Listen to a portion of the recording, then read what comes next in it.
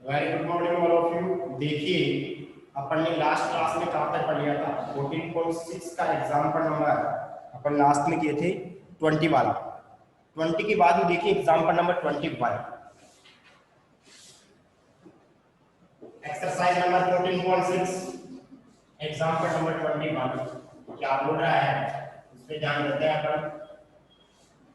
Example number 21 देखिए, वह अनुपात ज्ञात कीजिए जिसमें बिंदुओं P -2,4,7 तथा Q 3,-5,8 को मिलाने वाली रेखा को किस अनुपात में, क्या लिखा हुआ है एक बार बताना, निर्देशांक तलों को किस अनुपात में काटता है, ऐसे बोल रहा। ओके ओके, कहने का मतलब आपके पास समतल है और समतल P और Q, देखिए ये आपके पास क्या है,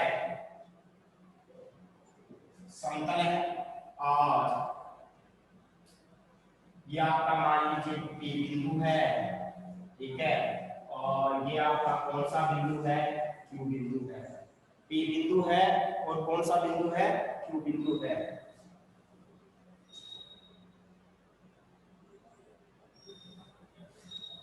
अच्छा ओके, P और Q बिंदु है, ठीक है। तो P और Q को मिलाने वाले रेखाखंड निर्देशांक तलों को, निर्देशित तलों को बोल रहा होगा, क्या दिखा, क्या लिखा हुआ उसमें, हाँ निर्देशांक तलों। ओके ओके ठीक है। अब देखिए -2,4,7, -2,4,7 है और दूसरा क्या है 3,-5,8 है, ठीक है। अब देखिए ये आपका तल है, कोई भी तल, तल बोले या समतल बोले, बोल सकते हैं। मान लीजिए यहाँ पे कोई बिंदु है R, कौन सा बिंदु है, R बिंदु है। माना PQ रेखाखंड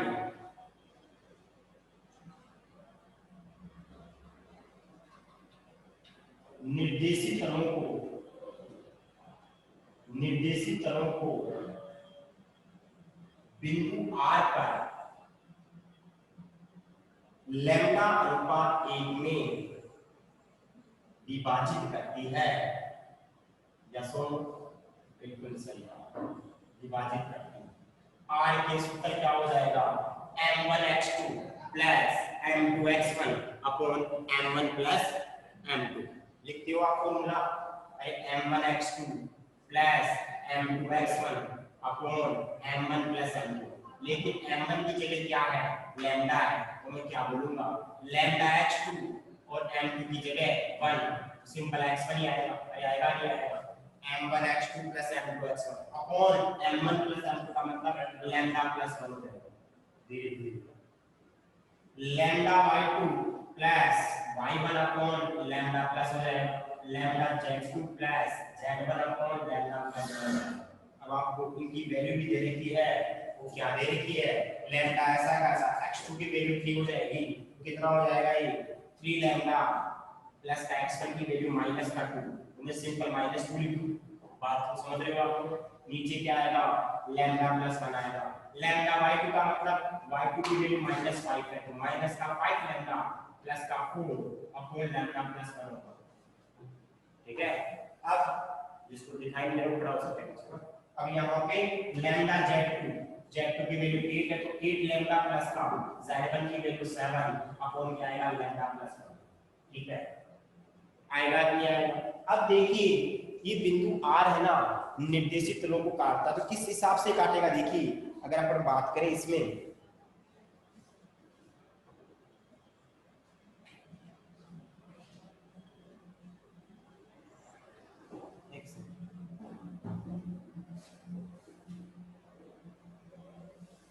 हाँ अगर मान लीजिए आपका, देखिए 3 तल हो सकते हैं, एक तो XY तल हो सकता है, एक कौन सा हो सकता है, YZ तल हो सकता है, एक कौन सा हो सकता है, ZX तल हो सकता है।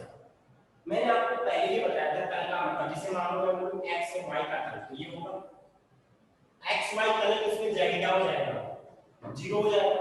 अगर मान लीजिए मैं बोलूं Y और Z है, तो इसमें कौन जीरो हो जाएगा, x जीरो हो जाएगा। और अगर मान लीजिए z और x है तो y जीरो हो जाएगा। मेरी बात को समझ रहे हो? अगर ये बिंदु जिस भी तल पे होगा, जिस भी तल पे होगा, तो जिसमें जो कंपोनेंट नहीं है वो क्या हो जाएगा, जीरो हो जाएगा। तो क्या मैं ऐसे बोल सकता हूँ, क्या मैं ऐसे बोल सकता हूँ, देखिए यहाँ पे नंबर टेस्ट, यदि बिंदु r, यदि बिंदु r कौन से तल पे माने, xy तल पे स्थित है, xy तल पर हो, तो किसको जीरो करना पड़ेगा, z इक्वल टू क्या हो जाएगा, जीरो होगा। तो z की वैल्यू ये वाली वैल्यू कितना हो जाएगा, 8 लैम्डा प्लस का 7 upon lambda plus 1 equal to 0 करना पड़ेगा। तो यहां से ये वाली वैल्यू सारी क्या हो जाएगी, जीरो हो जाएगी। अरे होगी कि नहीं होगी, तो क्या आएगा यहां से 8 लैम्डा प्लस का 7 इक्वल टू 0, तो लैम्डा की वैल्यू माइनस का 7/8। तो आपका रेशियो क्या आएगा, अनुपात क्या आएगा, यहां से लैम्डा अनुपात 1 होता है, कितना होता है, लैम्डा अनुपात 1 होता है ना, तो अभिष्ट अनुपात क्या आ जाएगा यहां से, अभिष्ट अनुपात यानी रिक्वायर्ड रेशियो, वो क्या हो जाएगा, लैम्डा अनुपात यानी कि माइनस का 7 अनुपात क्या हो जाएगा, 8 हो जाएगा। अरे होगा नहीं होगा, लैम्डा अनुपात यही तो है, तो लैम्डा के लिए -7/8 लिख लीजिए, 8 इधर चला जाएगा तो माइनस का 7 अनुपात। अगर मान लीजिए r कहां पे स्थित हो, यदि r yz तल पर स्थित है, yz तल पर हो, तो क्या होगा, कौन जीरो हो जाएगा यहाँ पे, x इक्वल टू 0 होगा, होगा नहीं होगा, x को 0 करेंगे तो this इक्वल टू 0, यानी कि 3 lambda minus 2 upon lambda plus 1 equal to 0। यहाँ से बताइए लैम्डा की वैल्यू क्या आएगी, लैम्डा की वैल्यू 2/3 आएगी, नहीं आएगी, लैम्डा वैल्यू 2/3, तो बताइए रेशियो क्या आएगा, 2:3 आएगा कि आएगा। ऐसे कौन सा निकालेंगे अपन, ऐसा ही कौन सा निकालेंगे अपन, यदि r zx तक पर स्थित है तो वहां पे y को क्या कर देंगे, जीरो कर देंगे। क्या मेरी बात को समझ रहे हैं? एक बार यस और नो में कमेंट करो कि आप लोग इस क्वेश्चन को आगे कर सकते हैं।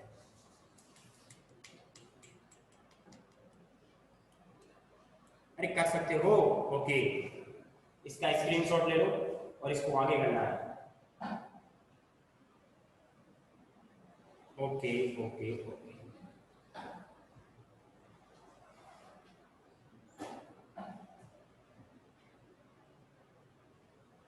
ठीक है।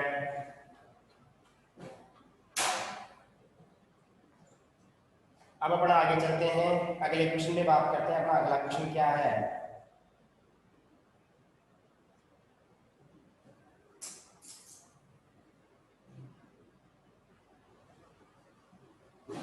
क्वेश्चन नंबर आपका एग्जाम्पल नंबर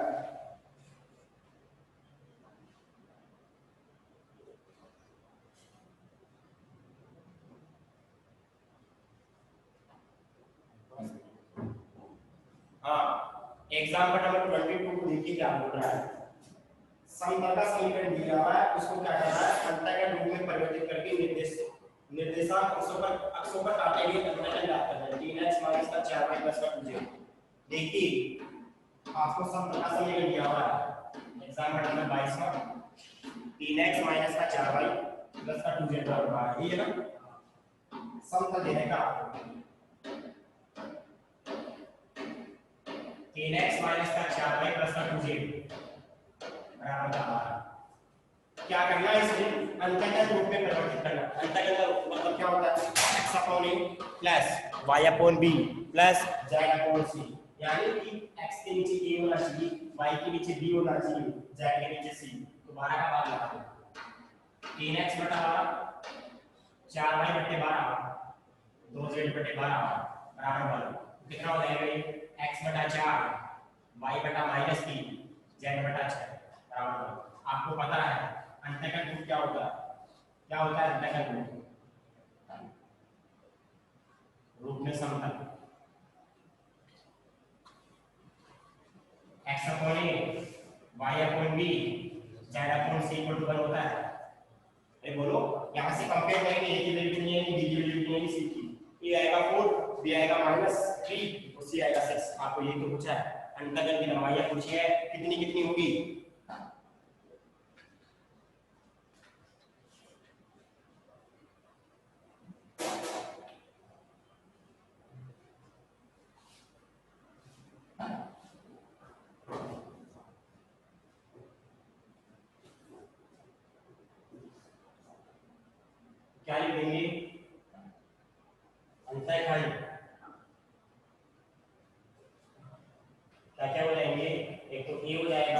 4, बी हो जाएगा -3, सी बराबर 6।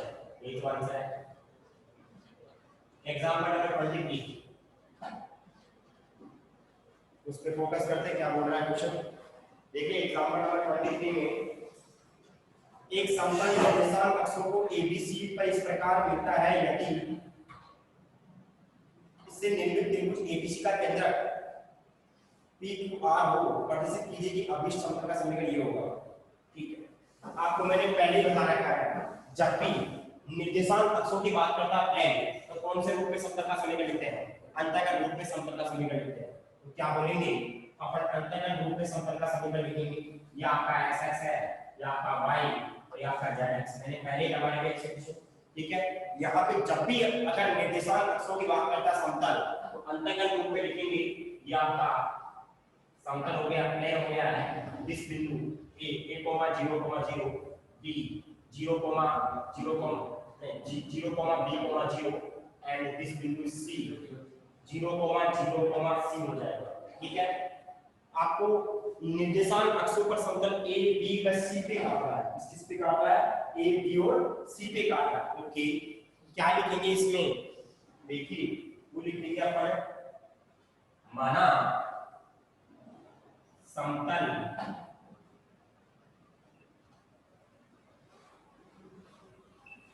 निर्देशीय अक्षों को बिंदु ए का मतलब कितना हो जाएगा? बिंदु ए 0,0, बी 0,b,0 तथा सी 0,0, सी पर काटता है। ठीक है, काटता है। एक बार आप लोग इसका स्क्रीनशॉट लें, फिर अपन आगे चलते हैं।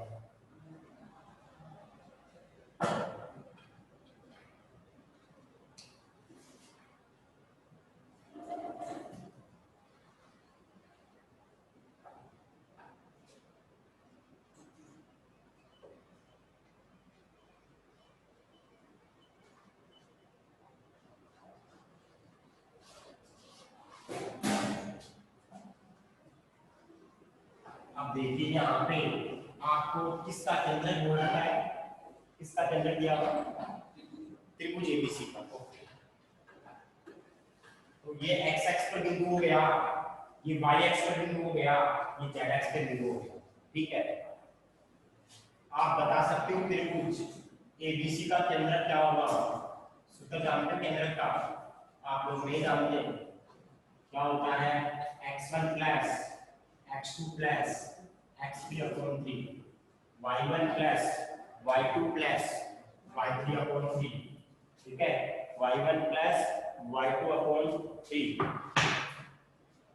z1 plus z2 plus z3/3। यहाँ से क्या हो जाएगा? y1 plus y2 plus y3/3, z1 plus z2 plus z3/3। होगा नहीं होगा? यहाँ पे अगर बात करें x1 की वैल्यू a है, x1 की वैल्यू a है, y1 x2 की वैल्यू 0 है, यानी क्या बोलूंगा? a प्लस 0 प्लस 0 बटा 3 आएगा, 0 प्लस b प्लस 0 बटा 3 आएगा, 0 प्लस 0 प्लस c बटा 3 आएगा। आएगा नहीं आएगा? यहाँ से a/3 हो जाएगा, b/3 हो जाएगा, c/3।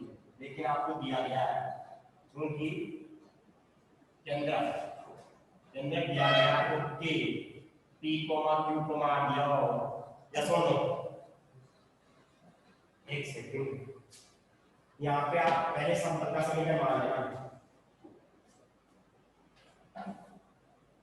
लिखा गया पड़ेगा। हमारा समतल का समीकरण, समतल का समीकरण क्या हो जाएगा? x/a y/b z/c = 1। ठीक है, तथा ये भी मान लेंगे।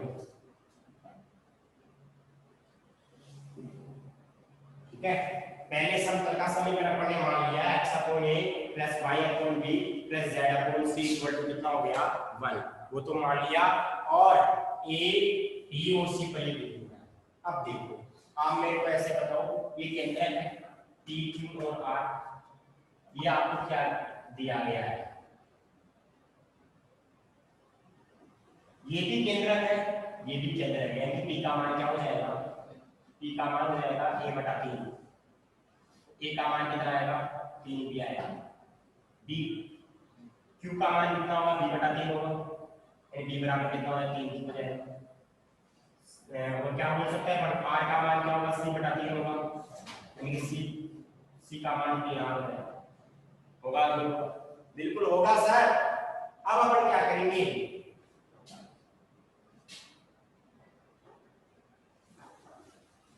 अतः समतल का समीकरण क्या होगा देखना, समतल का समीकरण x अपॉन a, a की जगह क्या लिखेंगे बताओ, देखिए आपको 3 क्यों लिखूंगा, क्या b की जगह क्या लिखूंगा 3 क्यों लिखूंगा, और c की जगह क्या लिखूंगा 3r लिखूंगा, बराबर 1 होगा। क्या हो जाएगा x upon p y upon q z upon c equal to 3 को भेज दिया। ओके, ये तो आपको क्या करना था, प्रूव करना था कि समतल का समीकरण ये आना चाहिए। क्या मेरी बात समझ गए? एक बार यस और नो में कमेंट कर दो। ओके, एक बार वापस से इसको 1 मिनट में वापस से समझाता हूँ करना क्या है। आपको पता है जब निर्देशित अक्षों की बात करता है समतल, तो अंतर्गत रूप में समतल का समीकरण लिखते हैं। इस पे बिंदु ए ये होगा, बी ये होगा, सी। आप इस लाइन को ऐसे भी लिख सकते थे, x एक्स पर बिंदु ये होगा, y एक्स पर बिंदु ये होगा, z एक्स पर बिंदु ये होगा। ओके, ये तो लिखने का तरीका है ना। अब उसके बाद आपको पता है केंद्रक की बात कर रहा है, मैंने केंद्रक का सूत्र क्यों लगाया, क्योंकि केंद्रक की बात कर रहा है क्वेश्चन में, तो केंद्रक मैंने निकाल लिया, ये आ गया। आपको पता है ये केंद्रक आपने कैलकुलेट किया है, वो क्या आपको मिला गया, दोनों चीज क्या हो जाएगी इक्वल, तो एबीसी के मान आ जाएगी, एबीसी के मान यहां रखेंगे तो किसका समीकरण आ जाएगा, समतल का समीकरण आ जाएगा। ओके ओके, आगे चलते हैं अपन एग्जांपल नंबर अगला।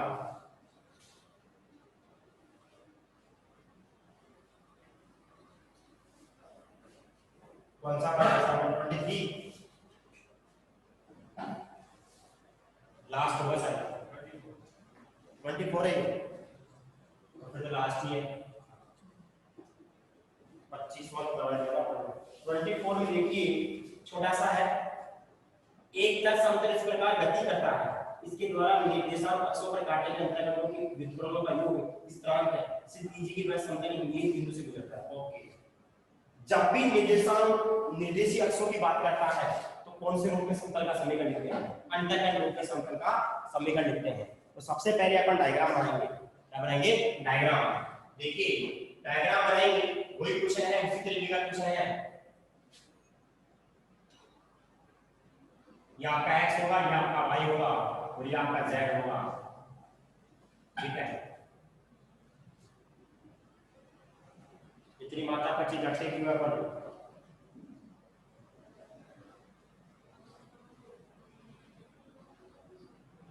इसको हटाओ और ये लो एग्जाम्पल नंबर यहाँ लिख दो 24, ये तो है, एक होगा कि नहीं होगा, ए पर बिंदु ये आ गया, बी पर भी तो लिखना ही है, अरे लिखने के तो नंबर मिलते हैं वहां पे, जितना अच्छा लिखोगे उतने नंबर मिलेंगे। तो ये लिख दिया समतल का समीकरण अंदर का। अब देखो प्रश्नानुसार क्या मजाक कर रहा है, अब वो मजाक ये कर रहा है, इससे पहले वाले क्वेश्चन में तो अपन ने कौन सा कॉन्सेप्ट लेके चले थे, केंद्रक वाला।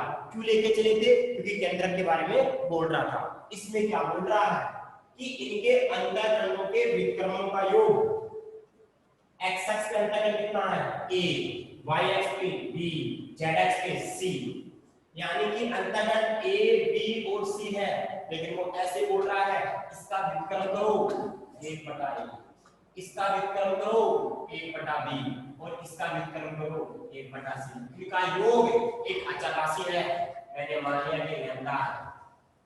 क्या मेरी बात को समझ लो, जहां लैम्डा क्या है, अरे बोलो तो सही हो, अचर राशि क्या है, कांस्टेंट। जहां लैम्डा क्या है, कांस्टेंट। कांस्टेंट मतलब क्या होता है, अचर राशि। अचर,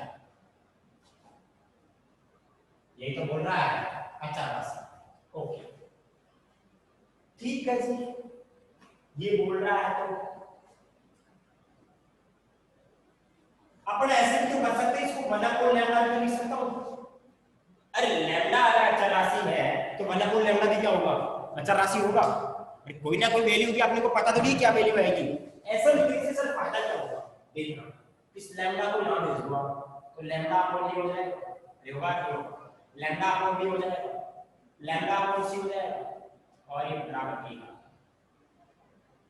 इसको मैं समीकरण 1 लिख दूंगा, थोड़ा सा ध्यान रखना, समीकरण 1 है बाकी क्वेश्चन नंबर फर्स्ट। अब इसको और इसको तुलना करेंगे तो कोई बता सकता है उसमें x की जगह क्या आ गया, लैम्डा आ गया, y की जगह क्या लैम्डा आ गया, z की जगह क्या आ गया, लैम्डा आ गया। इसका मतलब क्या होगा कि ये वाला समतल कौन से बिंदु से गुजर रहा है, lambda comma lambda comma lambda से गुजर रहा है। क्या मेरी बात समझ रहे हो, कहने का मतलब मैं ऐसे बोल सकता हूं समीकरण 1 व 2 से स्पष्ट होता है कि समतल एक अचर बिंदु कौन सा लैम्डा कोमा लैम्डा फिक्स है, वो लैम्डा की वैल्यू कोई पर्टिकुलर वैल्यू से गुजरता है तभी तो उसको क्या बोलते हैं, चार समतल बोलते हैं। चार का मतलब यहाँ पे देखिए लैम्डा कोमा लैम्डा किससे गुजर रहा है, बोल रहा है ना किसी निश्चित बिंदु से गुजर रहा है, सिद्ध यही तो बनना है ना। तो सिद्ध कीजिए कि ये समतल एक नियत बिंदु बोलो चाहे अचर बिंदु बोलो, नियत का मतलब क्या होता है, कांस्टेंट जो होता है, यहाँ पे नियत भी लिख सकते हैं, एक नियत बिंदु से गुजरता है। यही तो आपको बताना था कि कौन सा फिक्स पॉइंट होगा, ये फिक्स पॉइंट है लैम्डा कोमा लैम्डा। स्क्रीनशॉट लीजिए इसका, ये एक्सरसाइज खत्म हो गई।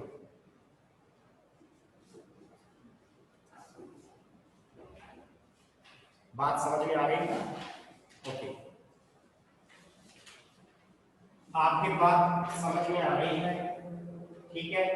तो अपन अब बात करते हैं 14.7 14.7 में देखिए अपन कैसे प्लेन को और कैसे लाइन को दोनों को साथ साथ लेके चलेंगे, वो देखिएगा, ध्यान से समझ में आएगा। दो भाई हो, दो बहनें हो, दो भाई यानी टू ब्रदर्स टू सिस्टर्स, एक ब्रदर एक सिस्टर, कैसे इसका मतलब क्या होगा, अगर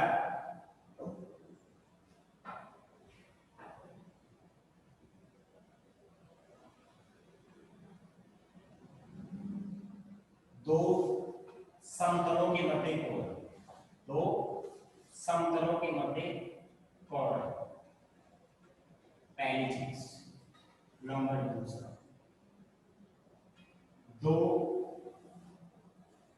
रेखाओं के मध्य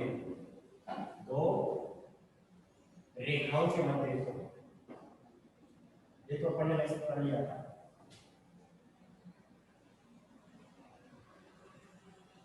एक समतल व एक रेखा के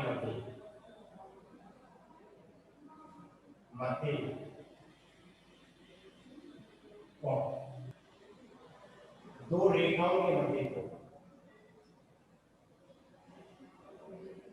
angle between two straight lines, दो रेखाओं के मध्य डी के लाइन की स्ट्रेट लाइन। हाँ देखिए अपन ने इसमें कौन सी चीज पढ़ी, हर नंबर वाली चीज अपन ने पढ़ी, 13 पॉइंट को सॉरी 14.3 में याद होगा आप लोगों को, 14.3 में अपन ने दो रेखाओं के मध्य कोण पढ़ा था, cos थीटा बराबर b1 dot b2 upon b1 का मैग्नीट्यूड और B2 का मैग्नीट्यूड पढ़ा था, है पढ़ा था ना। अब देखो यहाँ पे दो समतल है, एक समतल एक रेखा है, दो रेखाएं हैं, ठीक है ठीक है, सबको क्लियर दिखाई दे रहा है कौन सा? यस और नो?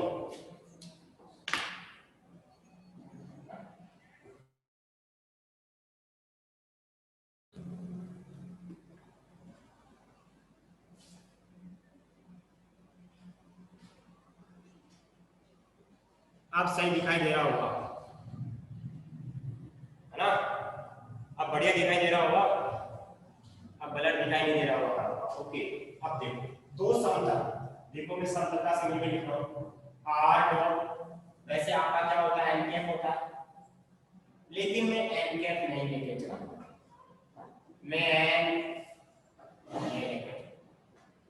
जब एन वेक्टर लेके चलता हूं तो यहाँ पे क्या आएगा डी आएगा, क्या आएगा डी आएगा, और जब एन कैप लेके चलता हूं तो यहाँ क्या आएगा बी आएगा।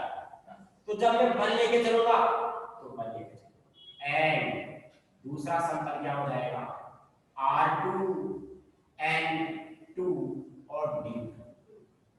ओके, देखिए मैंने ये ही क्यों लिखा है, N1 और N2 ही क्यों लिखा है वो देखिए। यहाँ पे आ जाओ, दो रेखाएं हैं, रेखाएं आपकी क्या क्या है वो देखिएगा। रेखाएं R बराबर A1 प्लस लैम्डा B1 होगा कि नहीं होगा, R बराबर A2 प्लस लैम्डा B2। बात को समझना, रटने की एक भी जरूरत नहीं है, कैसे कैसे इंटरकनेक्ट करेंगे इनको तभी याद होंगे, तभी समझ में आएगी चीजें।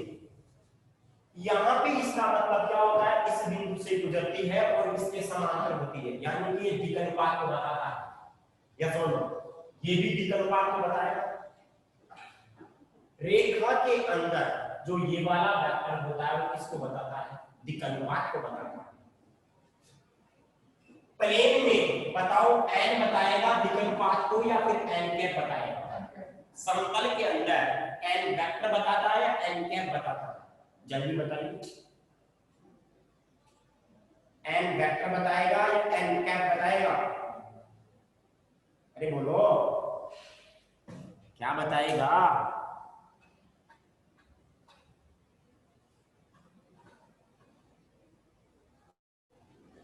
n वेक्टर बताएगा। यानी कि सर आपने द्विगुणपात इस वाले वेक्टर की बात कर रहे हैं, आपने पढ़ा होगा cos थीटा का फॉर्मूला क्या पढ़ा था, v1 dot v2 upon v1 का मैग्नीट्यूड और v2 का मैग्नीट्यूड पढ़ा था। यानी कि द्विगुणपातों का डॉट प्रोडक्ट द्विगुणपातों का मैग्नीट्यूड। अरे जब रेखा में द्विगुणपात ले रहे हो तो यहाँ पे भी क्या लेना पड़ेगा, द्विगुणपात लेना पड़ेगा। तो cos थीटा का सूत्र क्या हो जाएगा, n1 dot n2 upon n1 का मैग्नीट्यूड और n2 का मैग्नीट्यूड। ऐसा क्यों सर, यहाँ पे v1 v2 का काम क्या होता है, द्विगुणपात से होता है। यहाँ पे समतल में कौन आएंगे, n1 दो भाई हो, दो भाई का मतलब दो समतल हो, दो रेखाएं, दो बहिने हो, दो सिस्टर्स हो, तो दोनों में क्या आता है, यहाँ पे भी कोस आता है, यहाँ पे भी कोस आता है, दोनों भाई हो या दोनों बहिने हो। अगर मान लो एक भाई आ गया और एक बहन आ गई, अब बताओ भाई का तो कैसे लिखेंगे, समतल पुरुष में n के रूप में r dot n equal to d।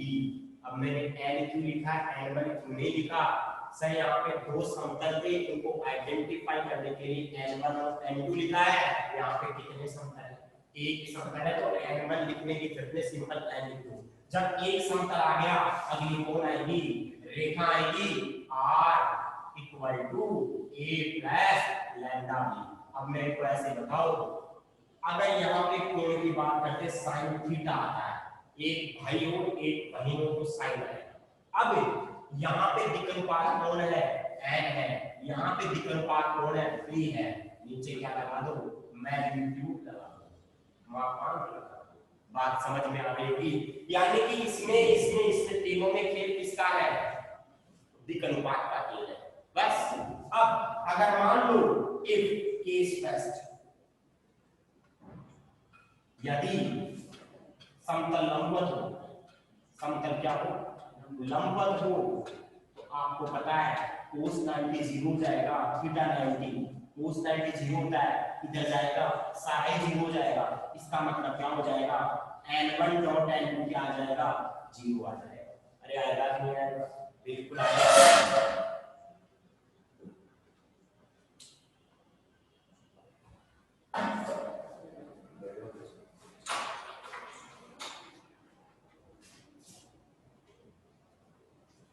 ठीक है, अगर मान लो केस सेकंड की बात करूं, केस सेकंड की बात करता हूं मैं,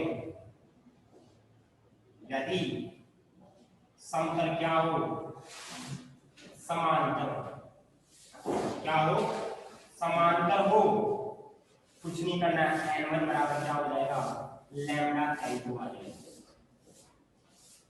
आपको मैंने बताया था जब दो वेक्टर समांतर होती तो a बराबर क्या लिखते हो आप, लैम्डा। याद है वेक्टर में जब दो वेक्टर समांतर होती है तो a बराबर क्या लिखते हैं, लैम्डा भी। तो यहाँ पे n1 बराबर क्या होगा, लैम्डा n2। अब यहाँ पे क्या करो, केस फर्स्ट, यदि रेखाएं लंबवत हो,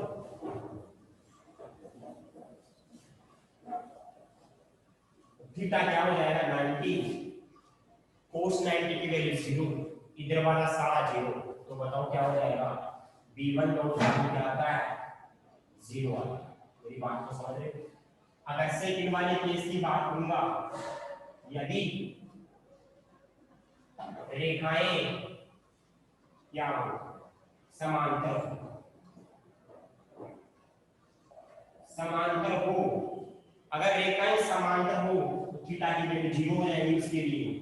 तो जब थीटा 0 हो जाएगा तो बताओ यहाँ पे cos 0 कितना होता है, वैसे इस फॉर्म में से कॉन्सेप्ट लेने के लिए क्या लिख सकते हैं अपन, b1 इक्वल टू क्या हो जाएगा, लैम्डा b2। यहाँ पे n1 बराबर लैम्डा n2 होगा, यहाँ b1 बराबर लैम्डा n2 होगा। यहाँ पे उल्टा होगा, केस फर्स्ट, केस फर्स्ट। अब बताओ यहाँ पे अगर लंबवत है तो sin 90 कितना होता है, 1 होता है, 0 नहीं होता है। तो यहाँ पे उल्टा लिख के चलते हैं, यदि समतल व रेखा समांतर हो, क्या हो, समांतर हो, तो थीटा कितना हो जाएगा, 0 हो जाएगा। अरे समांतर में थीटा क्या होता है, 0। sin 90, sin 0 क्या होगा, sin 0 कितना हो जाएगा, 0। ये सारा अंदर जाएगा, ये भी क्या हो जाएगा, 0। मतलब क्या हो जाएगा, n डॉट b क्या हो जाएगा, 0 हो जाएगा। अगर केस सेकंड की बात करूं मैं, केस सेकंड क्या होगा आपका, यदि यदि समतल रेखा लंबवत हो तो थीटा 90 होगा, यदि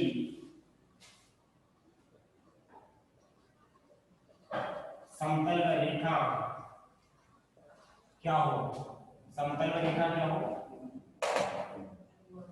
लंबवत हो,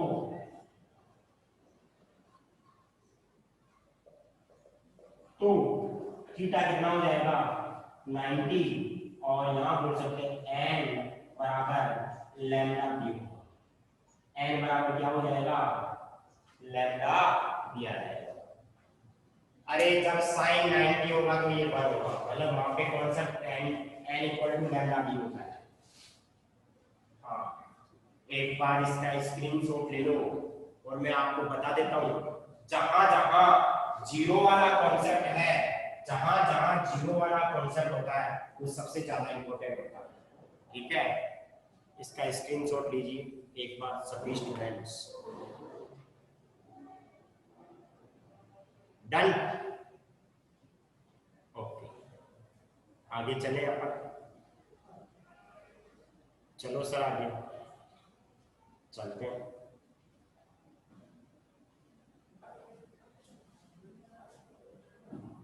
देखिए सभी कौन से फॉर्म में है, वेक्टर फॉर्म में, सभी कौन से फॉर्म में, वेक्टर फॉर्म में।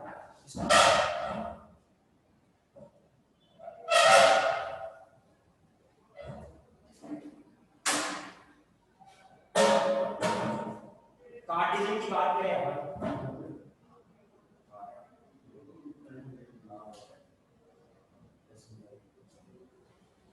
हाँ 2 मिनट बाद में हम कर।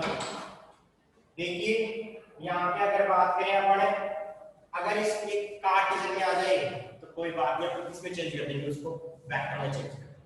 ठीक है, एक बार इसका स्क्रीनशॉट लीजिए, फिर अपन आगे चलते हैं। 14.7 का फर्स्ट क्वेश्चन निकालो सभी स्टूडेंट्स।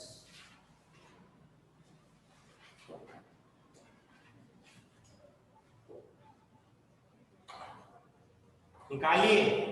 ओके, अब मैं बोलता जा रहा हूं और देखिए क्वेश्चन कितने जल्दी होंगे, फटाफट फटाफट फटाफट करेंगे कल, लेकिन समझाऊंगा अभी।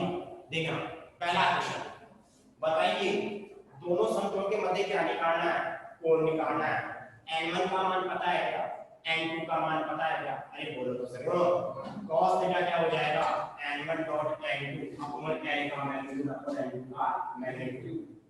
क्या पहला का पहला, पहले का दूसरा, पहले का तीसरा हो गया, खत्म कहानी।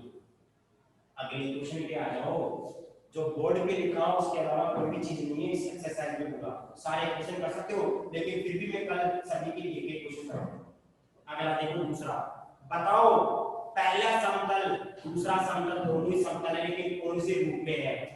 काट के रूप में। इसका n1 निकाल सकते हैं, बिल्कुल निकाल सकते हैं सर। जो x y z के गुणांक होते हैं वो द्विघानुपात होते हैं, मैंने बताया था समतल में x y z के जो गुणांक होते हैं वो क्या होते हैं, द्विघानुपात। और द्विघानुपात से क्या निकलता है, n1 निकलता है n2।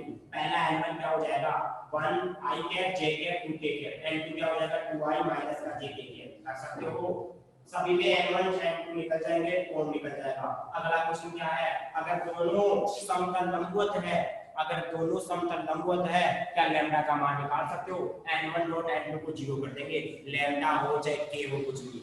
क्या मेरी बात को समझ रहे हो? क्या जो मैंने बताया वो सारा समझ में आ गया? जल्दी बोलिए, टाइम आउट होने वाला है।